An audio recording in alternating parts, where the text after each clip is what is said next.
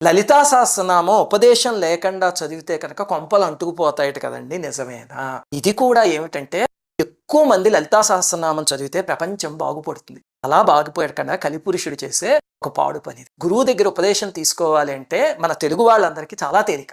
మనకి సామవేదం వారు, చాగంటి వారు, పద్దిపత్తి పద్మాకర్ గారు ఇలాంటి వాళ్ళందరూ గురుతుల్యులు.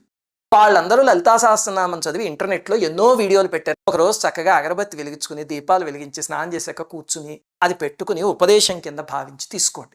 ఇంక అక్కడి నుంచి అది పెట్టుకుని రోజు వింటూ చదువుకుంటూ అది అయిపోయాక ఆఖరిలో యదక్షర పదభ్రష్టం మాత్రాహీనంతు యద్భవేత్ తత్సర్వం క్షమ్యతాం దేవి నారాయణి నమోస్తుతే అని ఒక శ్లోకం చదువుకోండి. అంటే అమ్మ చిన్న పిల్లాడు మొట్టమొదట మాటలు మాట్లాడినప్పుడు పొక్కు పలుకులు పలుకుతాడు కదమ్మా! అది చూసి అమ్మ పొంగిపోతుంది కదా!